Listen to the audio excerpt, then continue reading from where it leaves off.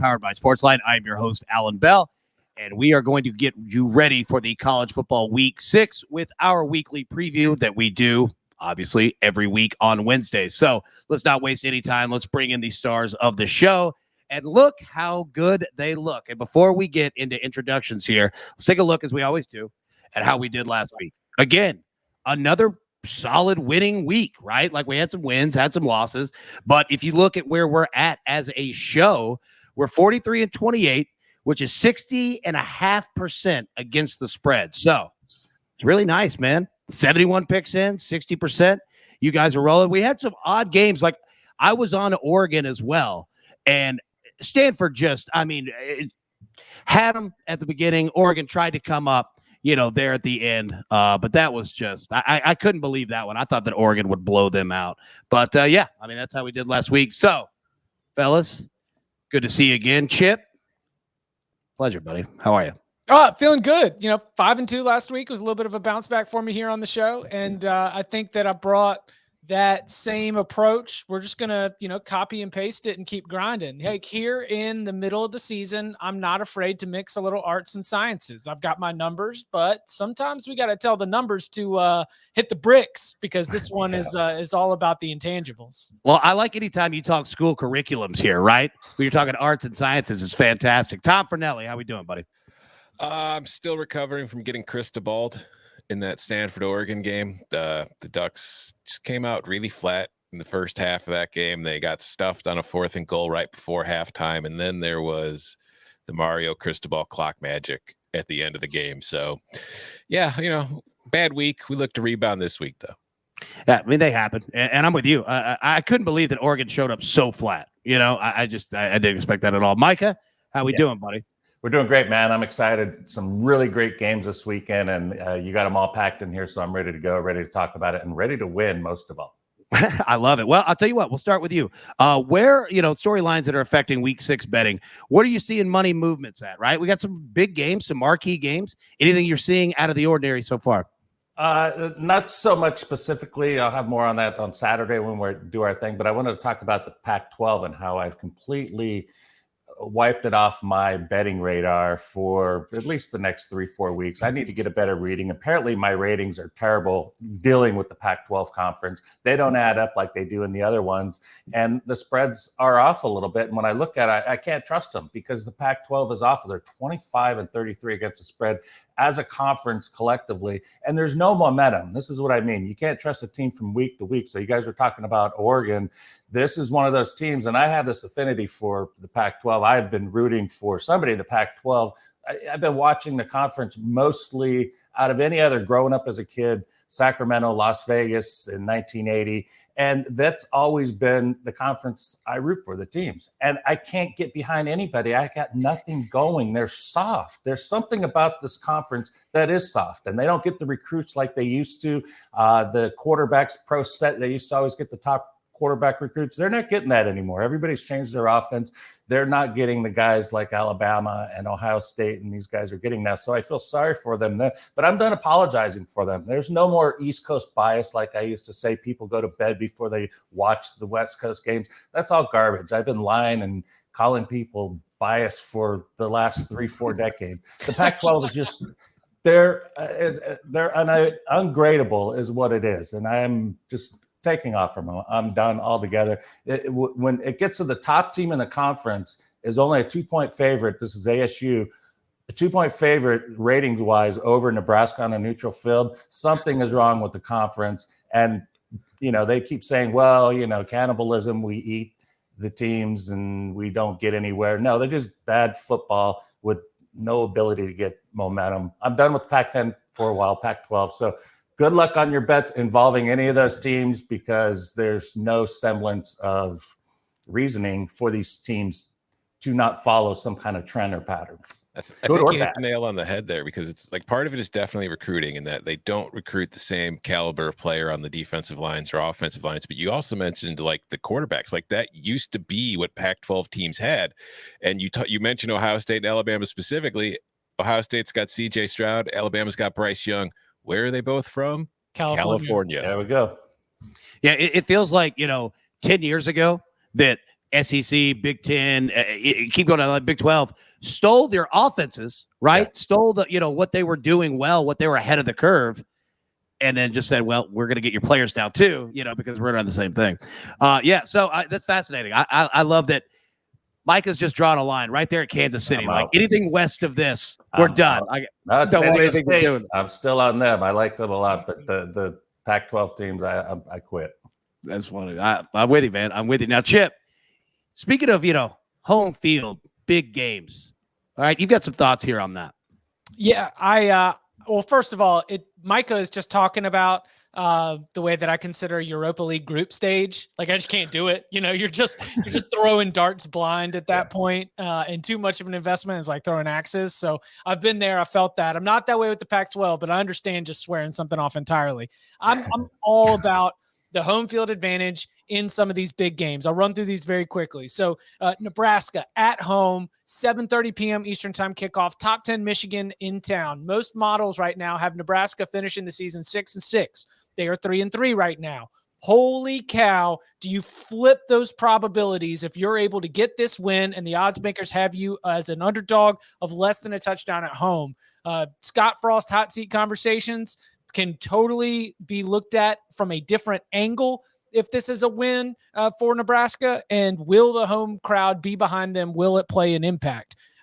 Iowa, Kinnick Stadium already is a tremendous home field advantage. And then for a game like this, what it's going to mean to that program, that fan base, I expect that to be something you should take into consideration. Lane Stadium, enter Sandman at night with Notre Dame in town. It's not as sexy as if Notre Dame had beaten Cincinnati, but that is still Notre Dame.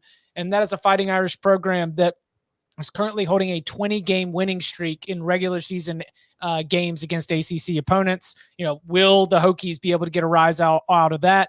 Kentucky has not beaten LSU since 2007, and they are playing at home under the lights. Will the big checkout line Kroger Field have a big impact on this? And then one final one, conversely, Texas A&M. This should have been the moment that Texas A&M's fans and that stadium fill up with its 103, 105,000 and make a bunch of noise for this Texas A&M defense that's trying to slow down Alabama.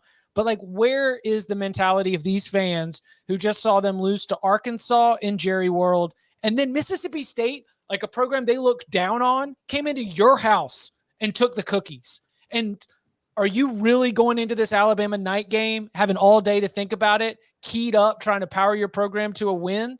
I think that advantage is not what I would have thought it was a month ago, just based on what's happened recently. So those are just five significant games. LSU Kentucky's not a big game, but still another home field advantage play where I think that it's going to be interesting to track how much of an impact it has on the game. Well, first off, I love that you said the big checkout line. That's just funny. It's solid. Kroger Field. Now, speaking of funny, when we go through kind of the pre-production of this show, right, and we kind of put together all your thoughts, which it's just you guys sitting them in, right? It's not like, hey, do this. Like, it's just you guys sitting them in. Tom might have had, I believe, the funniest storyline of any early ed show that we do. College football, NFL, Major League Baseball, you name it. And I'm just going to read it exactly how he wrote it. Everybody stinks again except Alabama and Georgia. Floor is yours, man. Well, I mean, what's the story been for college football through the first month of the season was, oh, wow, look at Clemson's losing. Ohio State lost at home to Oregon. Oh, this is going to be the first year we're finally going to see some more parity in the college football playoff. There's parity at the top. There are no elite teams. And then last week happens, and Georgia destroys Arkansas, and Alabama rolls over the only team everybody was like, well, this is the team that has the best shot at making them down because they could score points. And Georgia and Alabama kill them both, win easily. And now it's, well, Alabama and Georgia are great. Everybody else sucks. And I'm looking to take advantage of that. I think it's something you should keep an eye on going into this weekend, because both Georgia and Alabama, we'll talk about the Georgia-Auburn game later, are both favored, both on the road, and both are getting a lot of backing from both public and sharp bettors. And just saying, sometimes narrative shifts things and shifts the way people think, and it shifts the market. And maybe with these two teams being seen as invincible, that might have more flaws than people realize, this could be a week to maybe consider fading both. I'm fascinated. We're going to talk more about those because I want to talk about those too. And I want to talk about Arkansas and Ole Miss coming off of those, just whippings, and they're playing each other of how, teams are going to, how do you bounce back or how do you not? All right. So let's jump into some picks.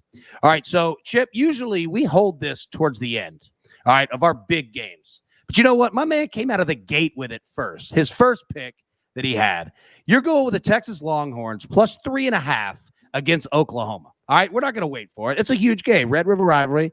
What you got? Yeah, I was digging in, and I think that I'm finding as the data set continues to grow that Oklahoma is sneaky okay, as in like not awesome, not elite, and they carry so much of this prestige because they have absolutely run the Big 12.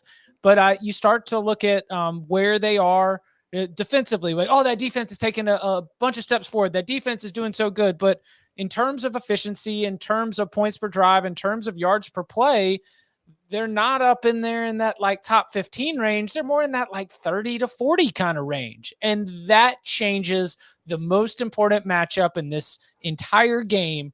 And that is whether you can bottle up Bijan. Can you bottle up Bijan? Because if you can bottle up Bijan, I don't think Casey Thompson is good enough to be able to single-handedly will Texas to a win.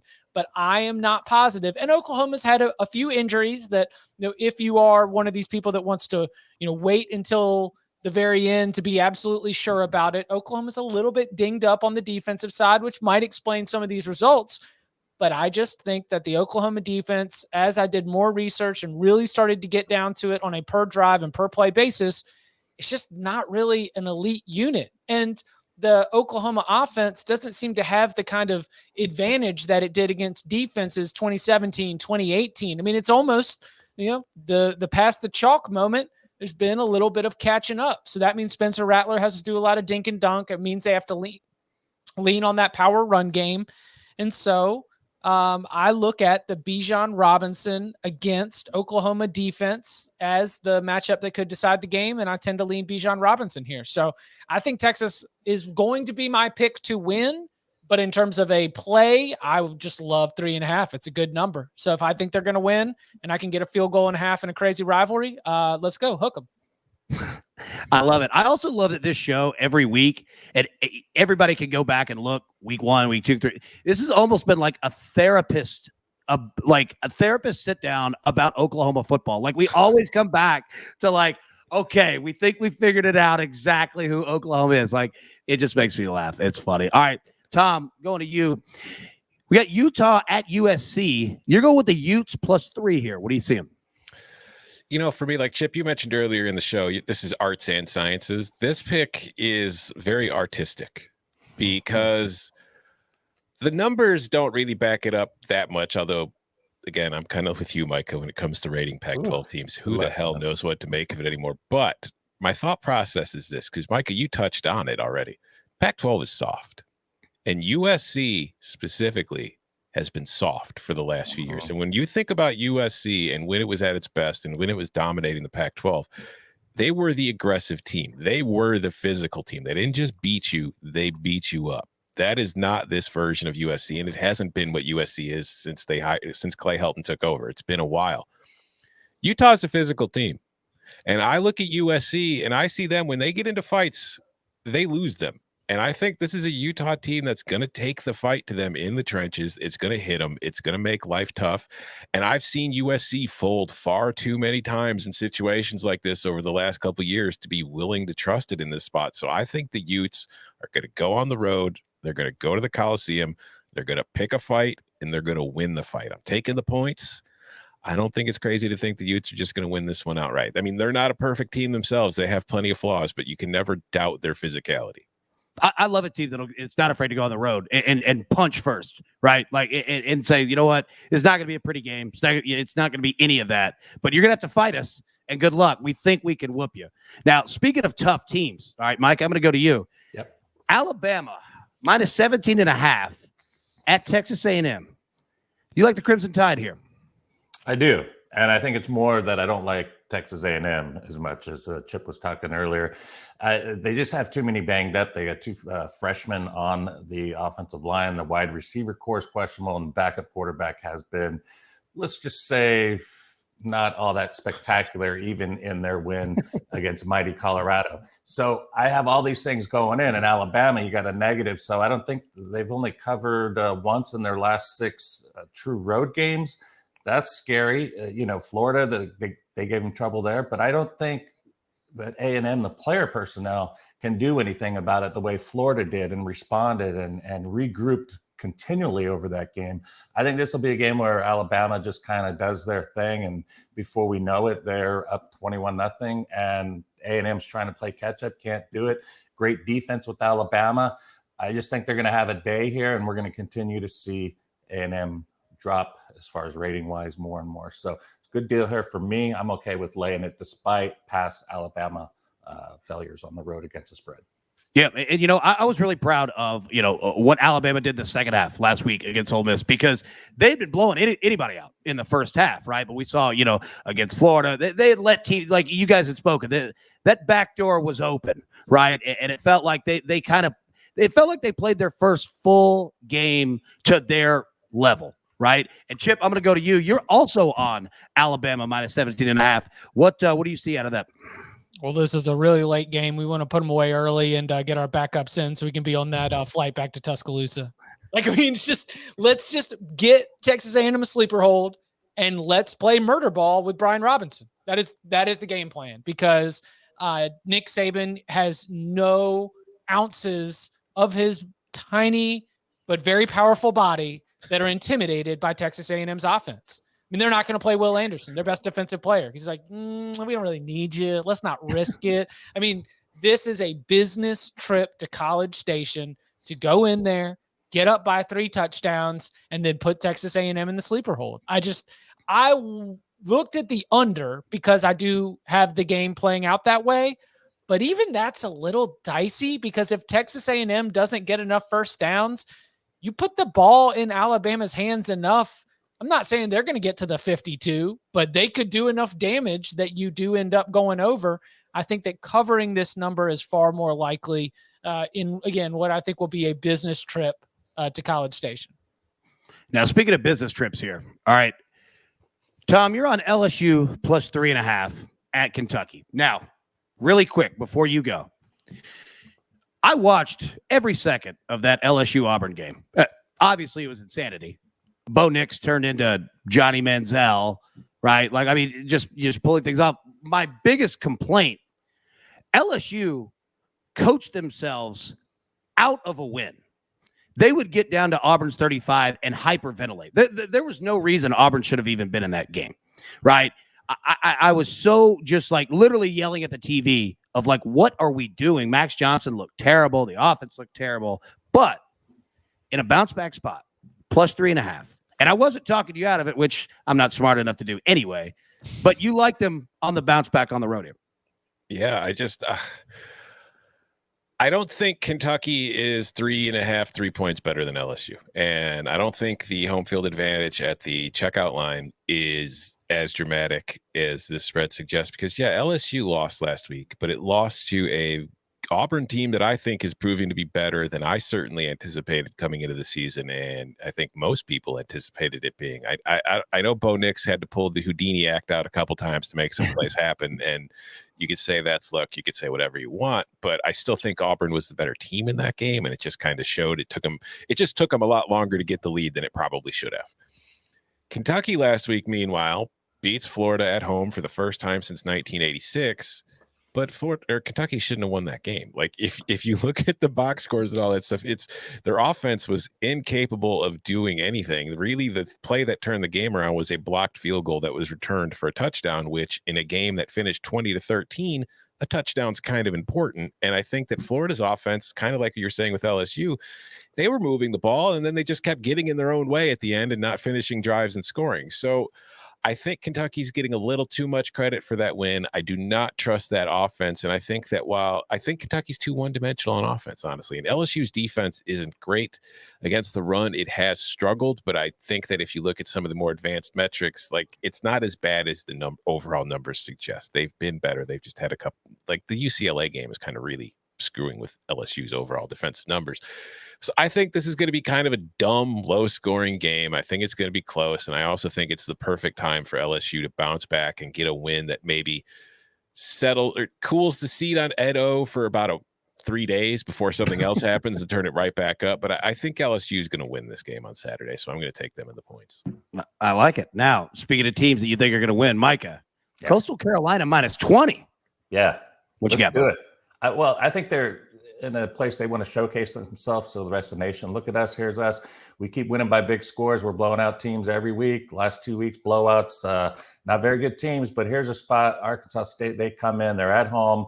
30,000 seat stadium, probably going to have 10, 12,000 maybe show up. Not real exciting for a team when you've lost 4 straight. You're 1-4 on the season. So I think there's a couple different mindsets coming out, and I think Coastal Carolina is going to keep at it. And Grayson McCall, this kid, I can't believe he's only 20. I swear he's like Scott Bakula in that North Texas movie. He looks like about 30. He's got a mullet. Billy Ray Cyrus. He's so cool, and all he does is just win. He threw 80% passes completed. Doesn't get a lot of call on that. 2 touchdowns rushing, 10 touchdown passes to only 1 interception. He's a machine. They've got the number 6 offense in the nation. I think they keep that up. And by the way, number 3 passing defensively also, and that's all that Arkansas State does well. So I think they have trouble on both sides of the ball here. I expect a 30, 35-point win. That offense is fun. It's a ton of fun to watch. I'm with you there. Now, a game that Chip and Tom, that you guys both are on. All right. And Tom, I'll let you go first here. UTSA, Texas San Antonio, +3.5 at Western Kentucky. Tom, you go first.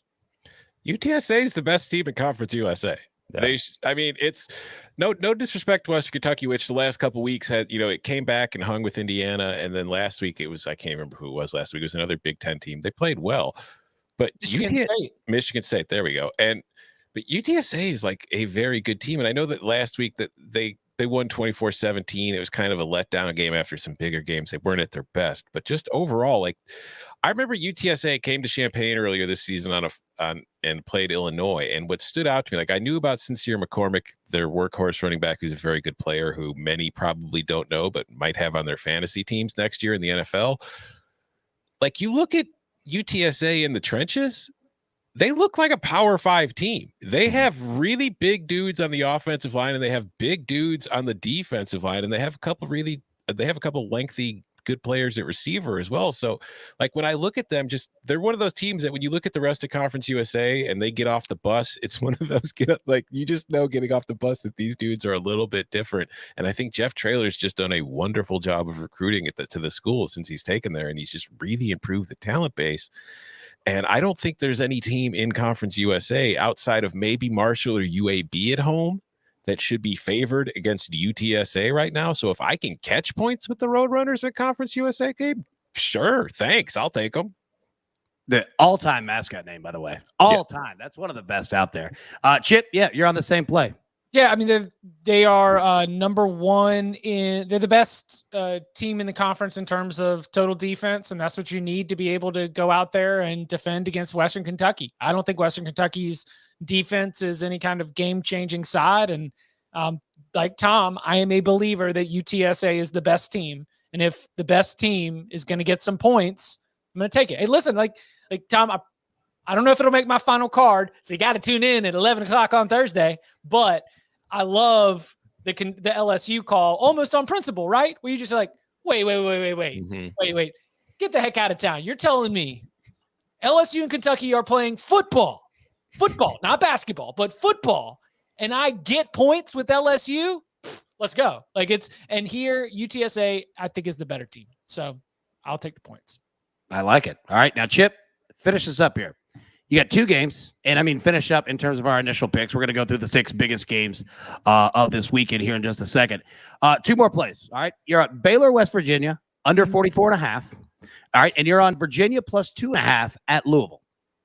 Start us on Baylor. Take us to Virginia. Okay. Yeah. It's a strange world where Big 12 unders are some of my favorite plays, but there are a very few Big 12 teams where if you get the right combination of them, this game's going to have a finishing total of 37. It is remarkable the way that these teams are. And they're not even playing slow football necessarily, or they're not even trying to slow the game down. They are just imbalanced in terms of having way better defenses than they have offenses. And so they just are more than happy to go out there and play field position. Baylor and West Virginia are two of these teams. Their defenses are better than their offenses, and I expect that they're going to play another rock fight of a game. Weird to talk about for Big 12, but there's maybe 4 teams where if you get any combination of them, it's going to end up being something you want to take a look at. The 44 already tells you what kind of game it's going to be. I say lower. And then Virginia plus 2.5.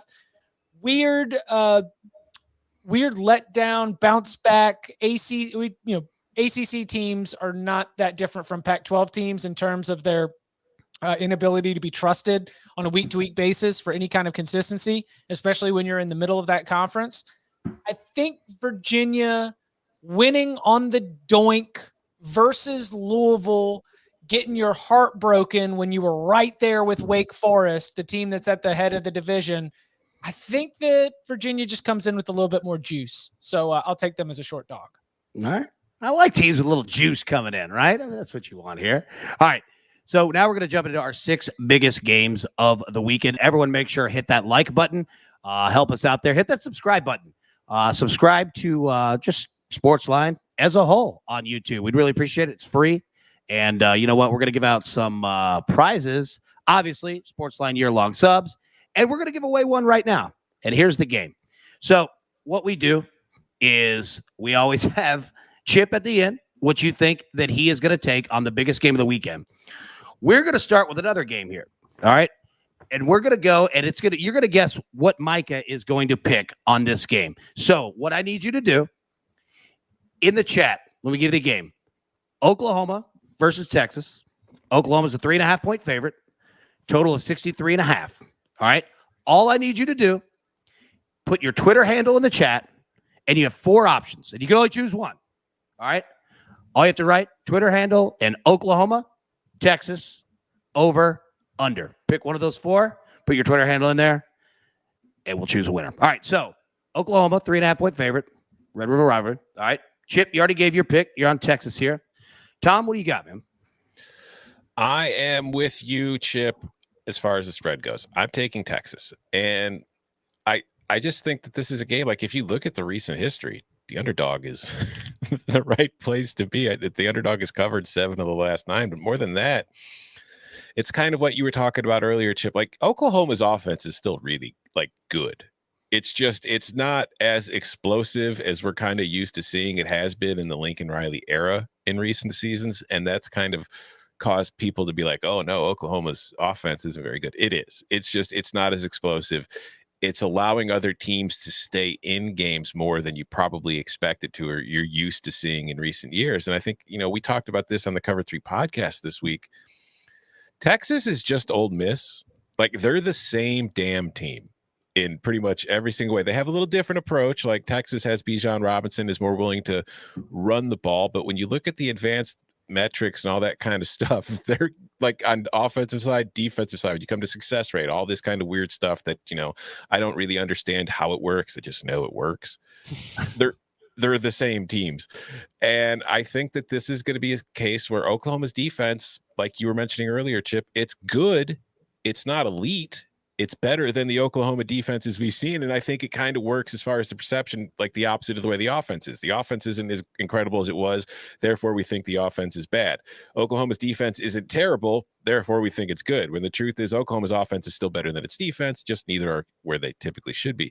So I think Texas is going to be able to stay in this game. And that's why I also like the under, because I do think that Oklahoma's defense is going to be wary of this Texas offense. And I think that kind of going counter to what we're typically seeing from the Sooners under Lincoln Riley, I think Oklahoma is going to try to slow things down a little bit offensively because A, they do lack the explosive passing game with Spencer Rattler and this group of receivers that they've had in the past that have allowed them to score quicker.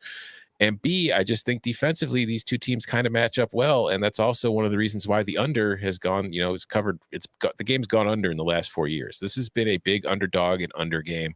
And I'm just following those trends. I think 63 is a little too high. I've got it closer to 60. And I would have Texas is about 1.5 to 2. And I'm getting it at 3.5. So there we go. It's fascinating that you said, Texas and Ole Miss are the exact same team, considering where Lane and Sark both came from, right? Exactly. Like, it's Mm-hmm. yeah, like it's fascinating. I had never thought about that, and you're exactly right. All right, so we're gonna give away a sub. We got the choices there in the chat. Micah, I'll give you the honors, buddy. We got here. Hook 'em horns. Let's do it. I mean, that's 3, right? If you got Yeah. 3, that I think means something. Do we have records of how we've done if we're all 3 on the same side? I got to think it's pretty good just based on what I've heard so far. I'm looking Casey Thompson. They haven't lost yet with him. Bijan Robinson's been amazing. 35 carries last week, number 2 in rushing. He's even moving up on the Heisman odds board. He's 30-1. Spencer Rattler's 25-1 after being the favorite coming into this game. I think they see it. I mean, they look at everything. They don't not necessarily looking at the numbers, but they're not covering the spreads. And while we don't want the kids to be doing that, they look at it and they're not covering, and then they're not executing the way they think. And for Spencer Rattler, he went to be the heir apparent to Mayfield and Murray and Hurts, and he's not playing at that level. And I think that makes his confidence down a little. He's a high octane guy, energy. He needs that approval and that success to keep him going and keep him motivated. He likes blowing people out. Did it in high school, did it early in Oklahoma, but it's not going well well this time around. And I think 3-game losing streak, Sark infused energy with the Longhorns, kind of a mini wild card game, a playoff game, for the loser. The future's not going to be looking great at this point in the season. I think Texas can get a boost up and kind of because the loss to Arkansas happened so early. But I think this is a spot where the Big 12 representation, we're going to be talking about this game moving forward. So I think Texas right now offensively just in a better state, and they've got the quarterback momentum and the running back and the Heisman moving now. That's something to dangle in front of the kids now. And take the 3.5. I like it. Now, congratulations to our man, Tim Shoework here. Chose Texas, selected correctly. You have won a year-long subscription to SportsLine. I'll get with you after the show, get you all hooked up. Congratulations. Well done on that. All right. Shoe work. You see that man's? That's a great. I'm telling you, that's what got my attention right there. That's a phenomenal Twitter handle.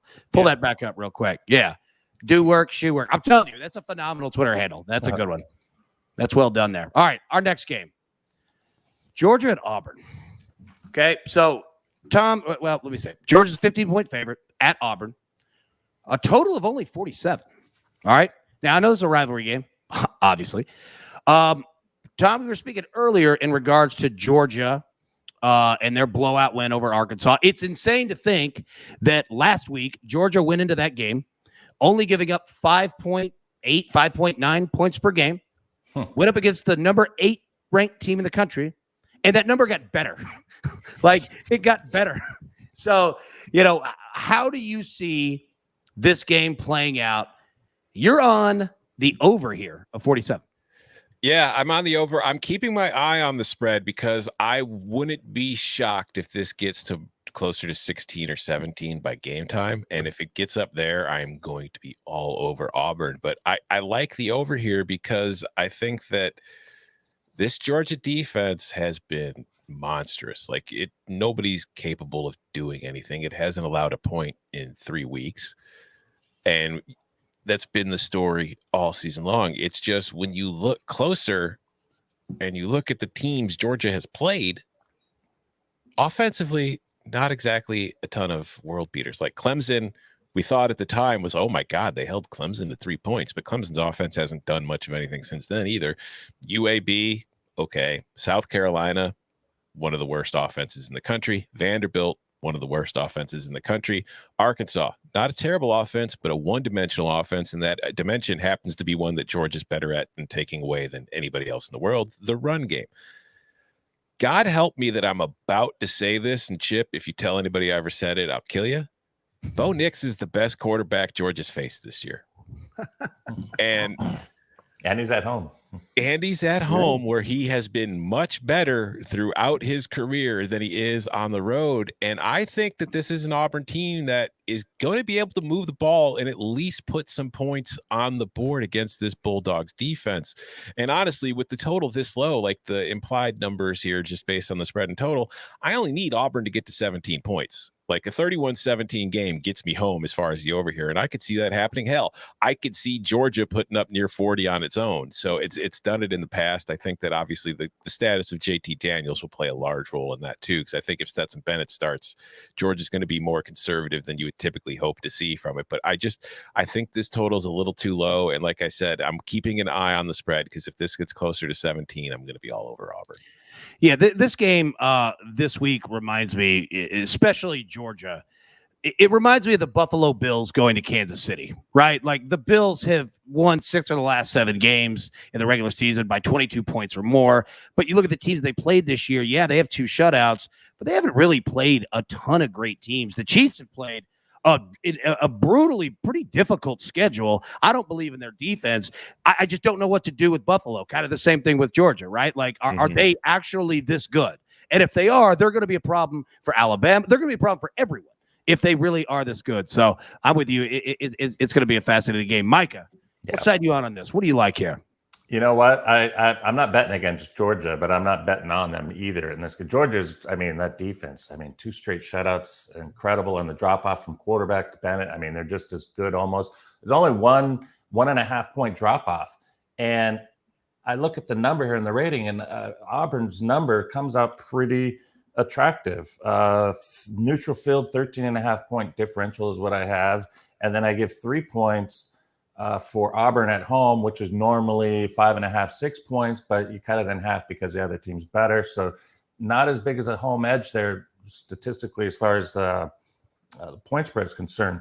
But the number comes out 10.5. So when I'm looking at the number, I should be betting Auburn, but I'm not. I'm scared to death of this defense. It's amazing. And like you said, 4.8 points per game. They bettered it when they were already at 5.8. It's just an impressive all-around team concept that is really, I hope to see it go all the way, SEC championship. We'll see something with Alabama. Hopefully, if they both get there, that'd be amazing. So I want to see this go on. But number-wise, Auburn says you have to play Auburn. You got a 4.5, 5 point differential from what the spread out there is. So Auburn would be the play in my mythical world.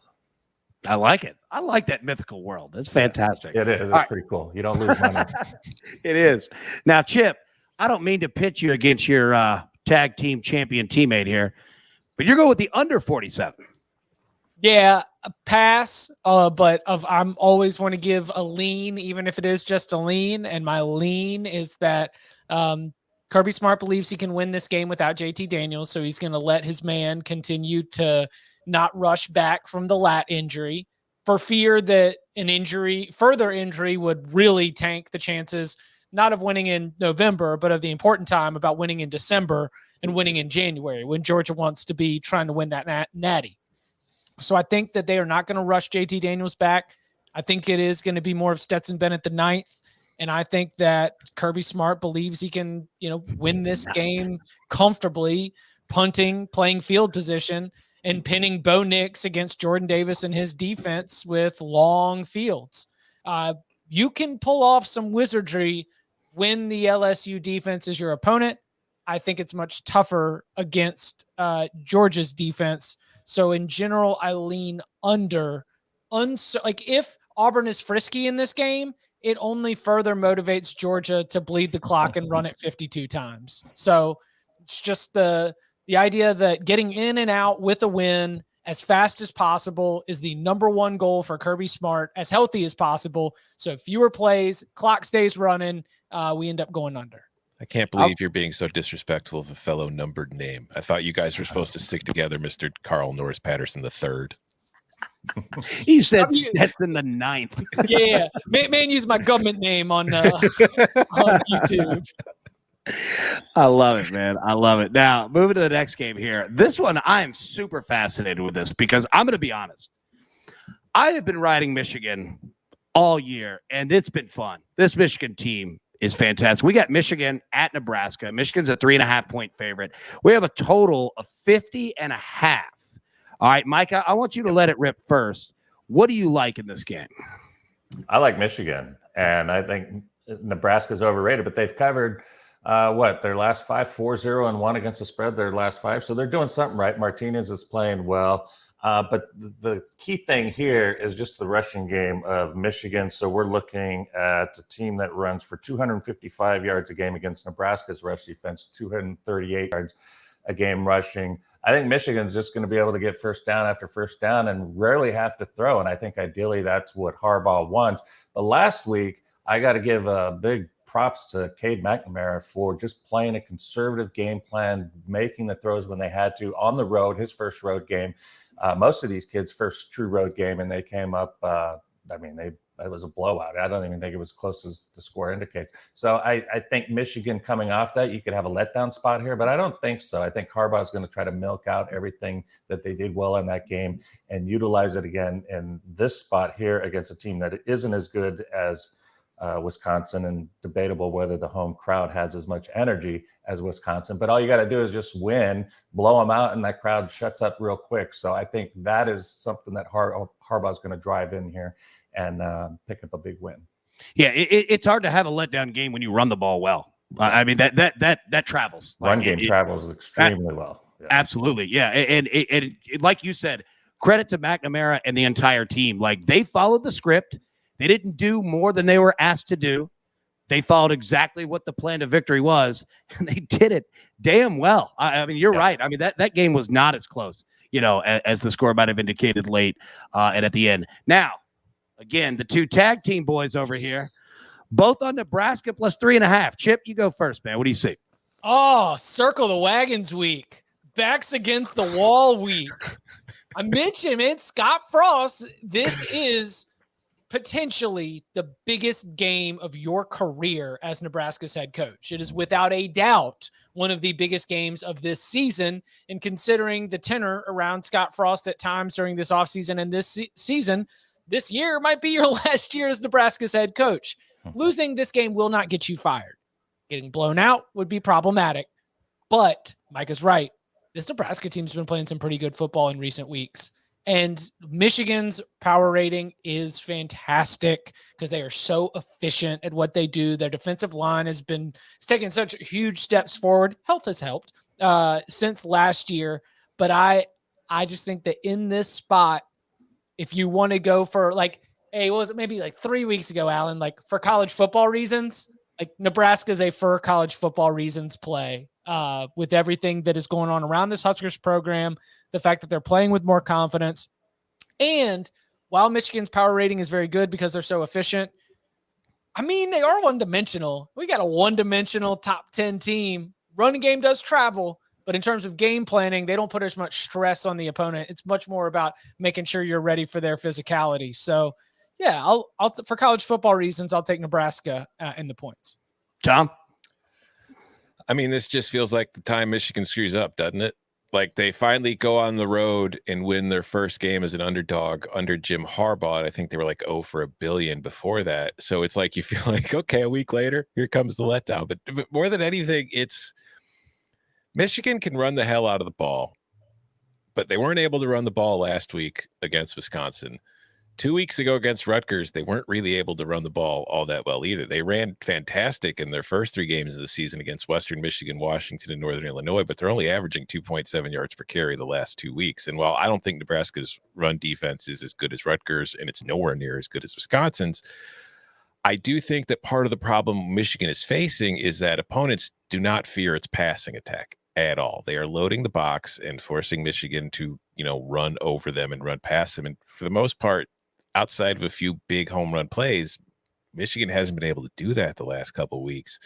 And I can't help but believe at some point being that one-dimensional is going to end up costing them. And that could be this week, because going on the road as a favorite is tough if you're one-dimensional. And I don't think that means Nebraska is going to win the game, but I think this is going to be a closer game. And I think getting the 3.5 points is worth paying attention to, because this is a Nebraska team that's 0-3 on the road and 3-0 at home. But if we look at 2 of those losses on the road, they've come to it's a 1-score loss to Oklahoma and it was a 1-score loss to Michigan State, I think was the other one. Mhm. The team. So 2 top 15 teams. This is a team that's been able to hang with teams of Michigan's caliber, and it's been able to do that on the road. So just by that kind of logic, I think they should be able to hang with Michigan at home. I'm going to take the Huskers in the points. I think they could win the game. I don't think they will, but I definitely think they're going to keep it close. So that's what I like. I like it. I like it. Now, we've reached 100 likes. So first off, Danny Hall in the chat, thank you for letting me know that. Everybody drop your Twitter handles now. We will select a winner, a year-long subscription to SportsLine. So if you can, drop your Twitter handles in the chat right now. Okay, this isn't the biggest game of the weekend, but it interests me so much. Arkansas at Ole Miss. Ole Miss is a 6-point favorite. We have a total of 66.5. So we saw what happened to Arkansas. Doors blown off by Georgia. We saw what happened to Ole Miss. Doors blown off by Alabama. Okay. We have obviously a home game for Ole Miss, an early kick as well. All right. So you know what, Chip? I'm going to let you go first. You got Arkansas +6. Yeah. They bounce back. Do we need to put on the tape from Matt Corral against Arkansas's defense? Do we need to remember this decided schematic advantage?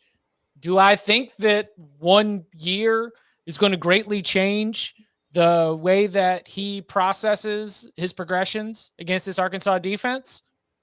I think the fact that this spread is under a touchdown tells you that this is not going to be an easy get right bounce back game. Arkansas is going to make life very, very difficult in this game. And Ole Miss is going to have to defend the run and come up with some stops on third down.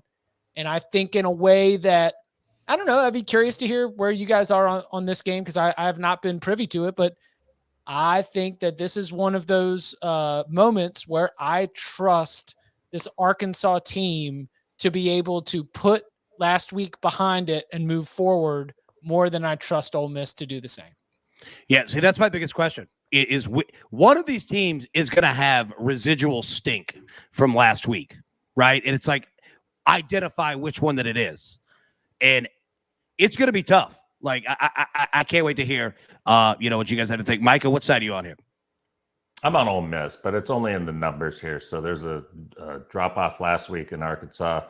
Obviously losing the 37-0, whatever. Jefferson looked horrible. But the number right off the bat, just a neutral court, I'm showing 8. And then I'm going to give 5 for home field. So I'm upwards saying the spread should be 13. There's no way I can take Arkansas. I just have to identify what metric here is making the spread so high. But I just look at Ole Miss at home. I think coming off that loss, I think they're going to rebound here and take advantage of Arkansas where, the 37-0 all out went right in that game, and especially Jefferson. So I think him regrouping, getting back Ole Miss at home, 7-1-1 against the spread, last 9 as the home favorite. So I'm on Ole Miss here. And Tom, you're on the under of 66.5. What are you seeing out of that? Well, I've been saying all season long that Arkansas is the second best team in the SEC West. So based on that principle, if I was going to bet the spread here, I would take Arkansas, but I don't really like the spread in this game on either side. I like the under more, and it's simply because something that you alluded to earlier, Chip. Matt Corral threw 6 interceptions in this game last. Yeah, thank you for the context. I'm sorry. I thought that everyone knew that Matt Corral threw 6 interceptions against Arkansas last year, and I'm realizing by the lack of comments in the feed and the response on some of y'all's faces that 6 interceptions were thrown. Hey, congratulations. He threw 2 touchdowns, but 6 interceptions. Yeah, Arkansas just dropped 8 all day and said, all right, Matt Corral, figure out how to beat his own, and wasn't very good at it. And if you go back and look at Ole Miss's offensive numbers last season, they ran more plays on offense in that game than they did in any other game, and they finished with fewer yards in the process. So, they struggled against this Arkansas defense, and I expect we're going to see a similar game plan. But that's going to keep the score down, and I'm also concerned about Arkansas because they have been one-dimensional on the offensive side of the ball. And while this Ole Miss defense isn't anywhere near kind of defense that makes me convinced they can completely take that dimension away, because we did see what Brian Robinson was able to do to them last week. I don't think they're that bad either. I think that they're capable, if they're able to load the box and force Arkansas to beat it through the air. I think that this Ole Miss defense will look a little bit better. So I just think this is going to be a lower scoring game than the total suggests. And I know that's about as vanilla of an analysis as you can give when you're saying you're taking the under, but that's really all it boils down to, because I think that Arkansas is going to drop 8, force Ole Miss to put together long drives if it's going to score points on it, which is just going to help bleed the clock. And Arkansas is going to be running the ball 60% of the time, which is going to help bleed the clock. And it's going to be a lower scoring game that I think Ole Miss wins and Arkansas covers. But again, I love the under more than anything. Yeah, I'm with you. That's why, I was speaking of the kickoff, with it being an early kickoff. I normally that wouldn't play too terribly much into it per se, but I think it does in this one, right? I'm with you. I'm on Ole Miss's side on sportsline.com, but the under, I almost went with the under. I think I agree with everything that you just laid out. All right, our winner here is Brandon Weber at This Is B Web. B Web, congratulations! You just won a year-long subscription to Sportsline. I'll get with you after the show, get you all hooked up. Congratulations. And thank you, everybody. Make sure to keep hitting that like button, hit that subscribe button, and we're going to give out one more sub here in just a little bit. Now, our second to last game here, an interesting one. Chip, you alluded to this earlier in terms of home field advantages, so to say. We've got Notre Dame -1 at Virginia Tech, a total of 47. All right. Chip, you like Virginia Tech +1 here. And I think that crowd and that environment is going to be impactful if Notre Dame is going to continue to shuffling its quarterbacks. Notre Dame's quarterbacks are going to have trouble getting into a rhythm already, given the current circumstance of that quarterback room. Whoever ends up getting the start, sounds like we're not going to know until right before kickoff. But I mean, does it change drastically your expectations for the productivity of the Notre Dame offense? Because stylistically, yes, there are lots of different ways that Notre Dame's offense can attack you, but no matter what, it doesn't seem like they're doing anything really well or all that efficient. I mean, I've gotten to see all 3 quarterbacks play in decent quality competition moments, and Drew Pine is just like a spark or like a chain. I mean, he's like a 6th man in basketball. They just, send him in there, and instead of shooting threes, it's quarterback designed runs. I think that Virginia Tech's defense is very solid. Virginia Tech's offense is very questionable. Braxton Burmeister, I'm going to need you to come up with some plays against a Notre Dame defense that has done a good job getting after the quarterback and a good job at forcing turnovers. That is concerning. I understand those are the risks that I'm taking, but scared money don't make none.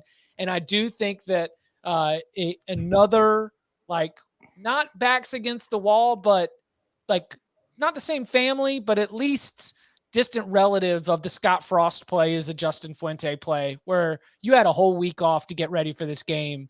Yeah, I expect Virginia Tech's offense will look awesome for the first 15 to 20 plays. Then it'll probably turtle up, and Virginia Tech just needs to hope that they score 2 touchdowns in those first 15 to 20 plays.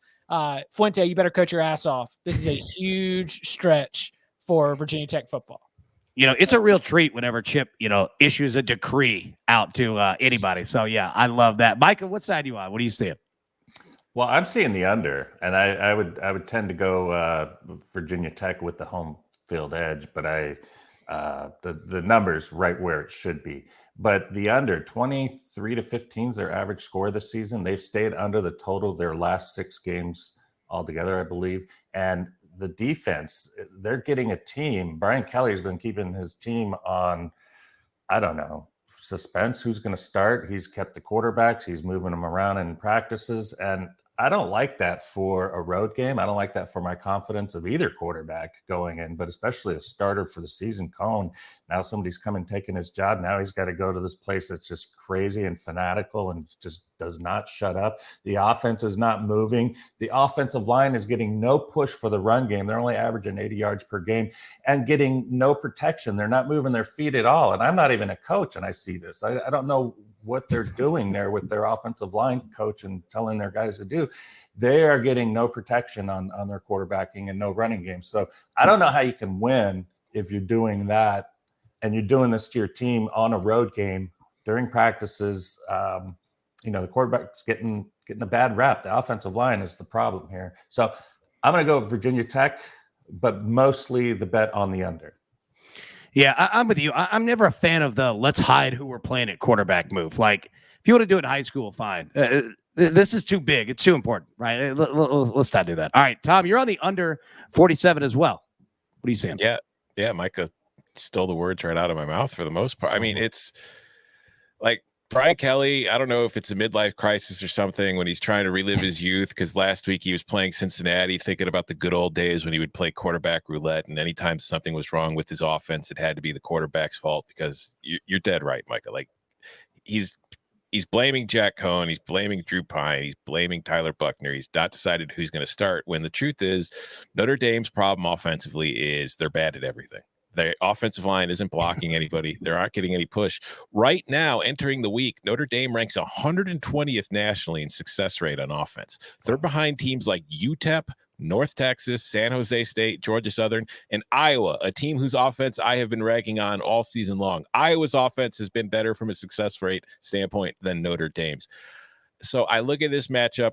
I don't see the Irish being able to move the ball very well against this Virginia Tech defense, because the Irish haven't been able to run the ball well against anybody to this point, and there's no reason to think that that's going to change this weekend. Then I think that Virginia Tech, kind of like what you're saying, Chip, the heat's kind of on Fuente, and he needs some big wins, and this would be a good chance for him to kind of add like a quote-unquote signature win to his resume at Virginia Tech. And I think the Hokies are going to take a conservative approach to this one in an effort to stay close and give themselves a chance to win. And I think offensively, Virginia Tech's just been the better team, so I think they're going to be able to not dictate the style of play, but I think they're going to have enough success to where they can keep things where they want them to be. And I think that's going to be a lower scoring, slower paced, fewer possessions kind of game. So I'm on the under. Makes sense. Yeah, go ahead. Oh, I just said I liked it. Yeah. All right, so we've reached our final game, the biggest game of the weekend. Everybody, you all know the rules. All right, we just played it earlier. You have to guess where Chip Patterson is going to go. All right, and let me give you the game. Penn State at Iowa. Iowa's a 1.5-point favorite. A total of 40.5. Super low number here. All right. Put in the chat right now your Twitter handle, and you only have 4 options, and you can only choose one. All you have to do is write Twitter handle, Penn State, Iowa, over, under. One of those 4, Twitter handle, and we'll have Chip go last. All right. So Penn State at Iowa. Iowa, 1.5-point favorite, 40.5. Micah, what do you see out of this? Iowa, go with the home team. Now, Penn State, what they've done is amazing. 8-1 in their last 9. They've won their last 9. Their last loss was a blowout at home at the hands of Iowa. And so they come in this spot here. Home field is going to be huge in this spot. You got Iowa now the number 1 turnover margin team in the nation, opportunistic, plus 12. I like that a lot about them. I like the consistency. I like they don't turn the ball over. There's so much to like about them. And Penn State, I'm growing. They're growing on me. Both teams 5-0, 4-1 against the spread. They're just doing what they're supposed to do. So it'll be interesting to clash here. But this is the first time they're both in the top 5. I don't look at the ratings much, but I think they're both in the top 5. Is that correct? Yes. Yes. 4th. Okay. So I think the last time that happened was 86. Chuck Long and Ronnie Harmon played Michigan. That's a big moment. The last 5 times that they've had a top 5 team come to Iowa, they've won 4 of them.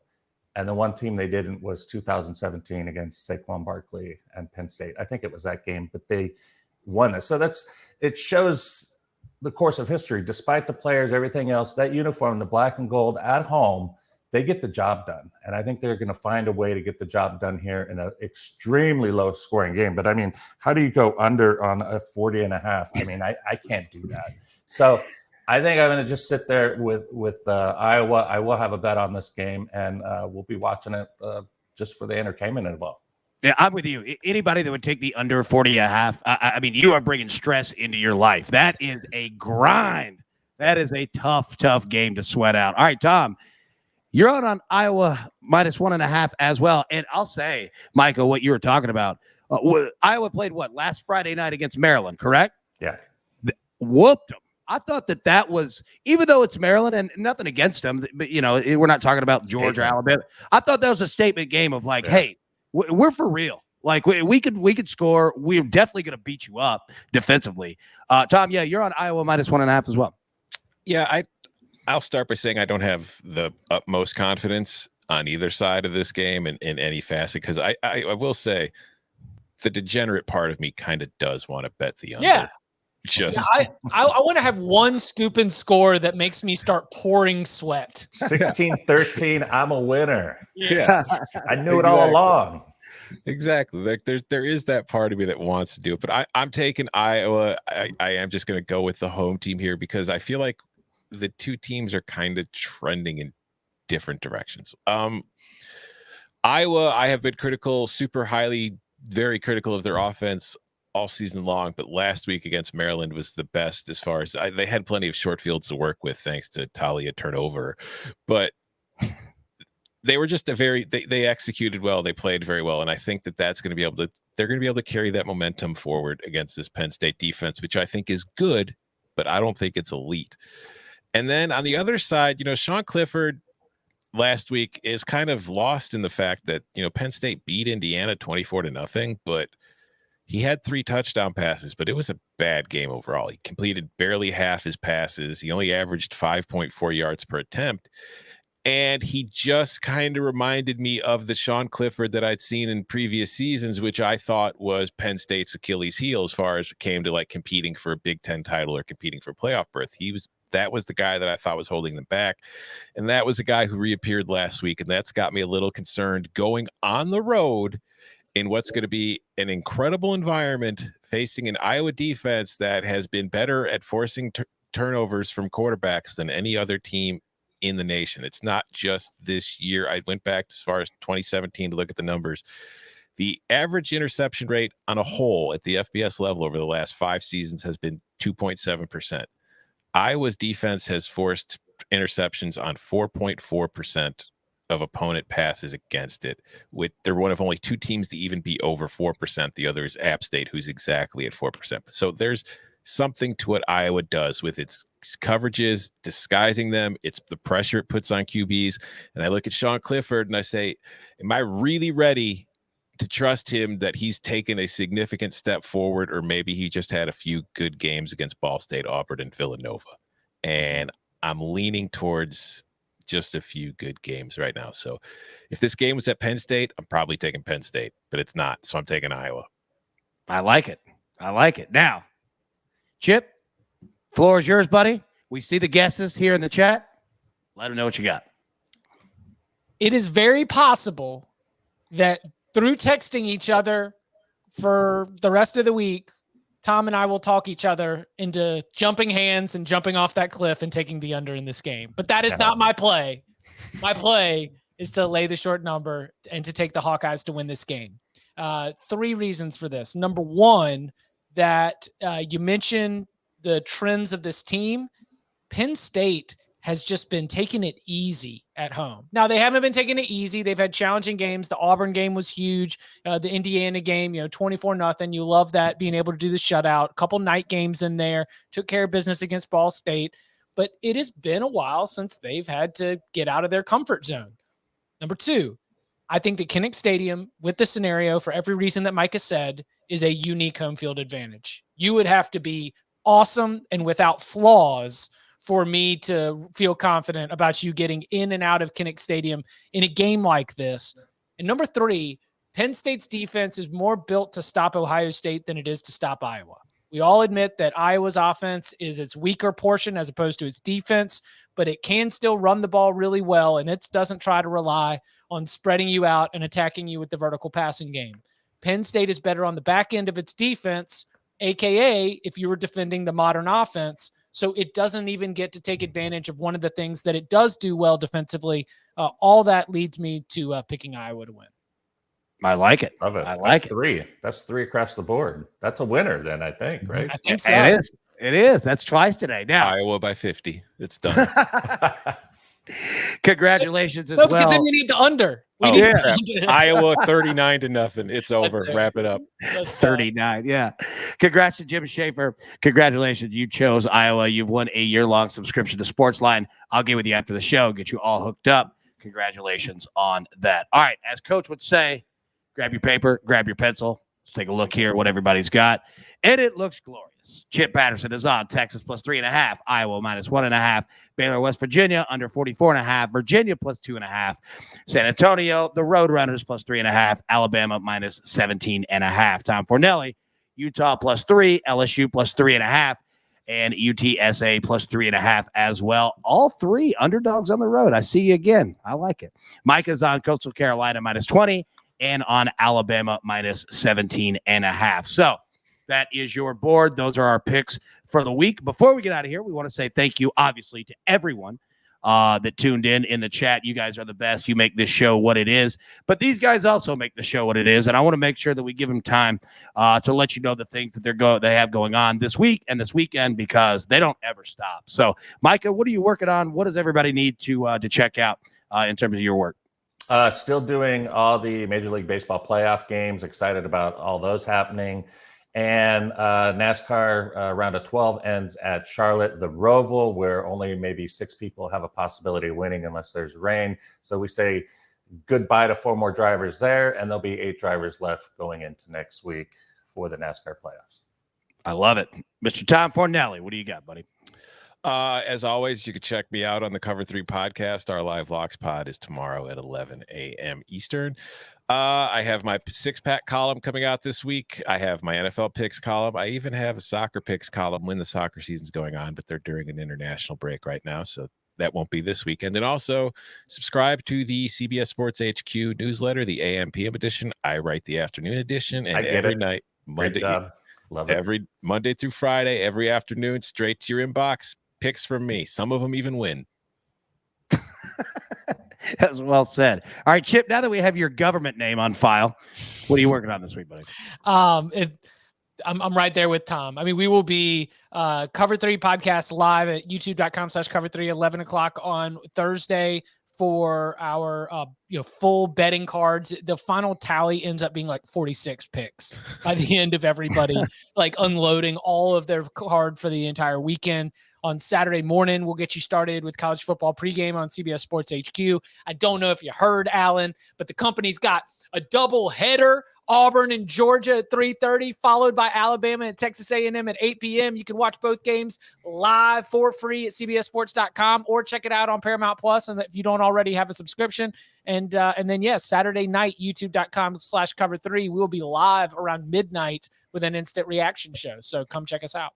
Well, that was well done. You're a true company man, getting that plug in there for both. Paramount streaming. I love it. See, and that's what I was going to say. I was waiting to see if he did the Paramount streaming, and my man nailed it. Just ripped it. Well done. Well done. So, guys, can't thank you enough for being on once again. Everyone in the chat watching, thank you as well. You make this show what it is. And again, I'm not going to, give you any kind of coach impersonation because nobody wants that. But we will take his words in terms of let's take these tickets straight to the pay window. Thank you so much, and we'll see you again tomorrow morning. Thank you, Alan. Do you want best bets in your feed every single day? All you have to do is hit that subscribe button to stay up to date with all things Early Edge.